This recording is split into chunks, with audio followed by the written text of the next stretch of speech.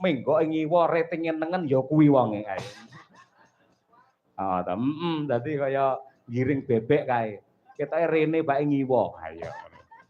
Ibu-ibu, kaya ngono kuwi didongakake warga masyarakat ing Sela Katon wiwit ing ratri iki nganti tekan pungkasane jaman tansah manggih hayu lan rahayu durga mendak kala sirna yuwana basuki pinaringan rejeki ingkang melimpah ruah kebak ing berkah pinaringan wujude kesehatan lahir batin katentreman lahir batin lan uga keselamatan donya prapteng akhir putra putrine dados bocah sing soleh lan uga solekah Allahumma amin ya rabbal alamin.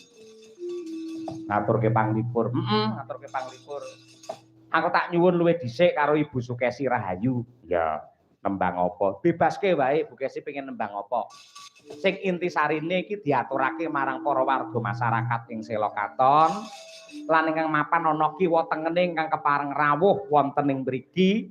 Sumrambahipun ingkang kepareng mirsani lumantar streaming mliginipun YouTube Kuntadi Channel. Ah iya, ngono kuwi matur nuwun katresnanipun.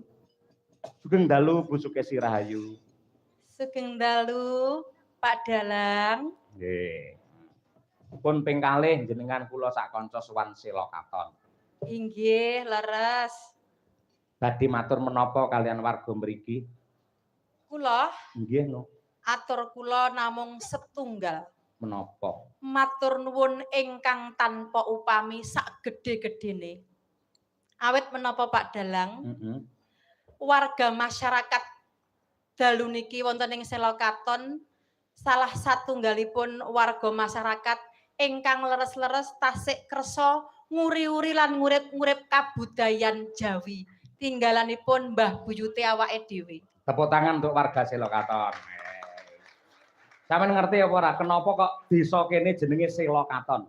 Dereng. Nah, takono. Pripun Pak Dalang? Sela Katon, Sela ki watu, Katon iki ketok. Dadi lek nang kene iki kemplelet, kemaki aneh-aneh, kepruk watu ndase ngono. Ah iya, kuwi takate gathuk ngawur kuwi ora. Ning saestu Pak Dalang. Pripun? Dados tiyang Jawi menika ingkang tasik kersa nindakaken upacara adat bersih dusun niku salah sawijining cara Mbah Buyute awake dhewe mbiyen paring tinggalan niku lho Pak Dalang. Nggih. Supaya ekosistem alam niku tetep lestari. Contonipun kan warga masyarakat mriki gadah kepercayaan inggih menika nguri-nguri sing jenenge tanduran pari terus disuguhke terus dislameti ana Dewi Padi Dewi Sri nika lho. Nah tujuane napa? Yen awake dhewe ra dikeki kepercayaan karo Mbah Buyute mbiyen arupa Dewi Padi, mengko masyarakat wong sing serakah-serakahi bakale sembarangan ngolah lemah ditanduri pabrik, dincepi pabrik, dibangun pabrik, papan-papan sing napa nggih mateni ekosisteme alam semesta niki wau. Conto malih enten kepercayaan ingkang dibangun kalih Mbah Buyute awake dhewe inggih menika Dewi Laut Selatan utawa Kanjeng Ratu Kidul. Nika sanes kepercayaan ingkang elek lho nggih. Nika sae sanget.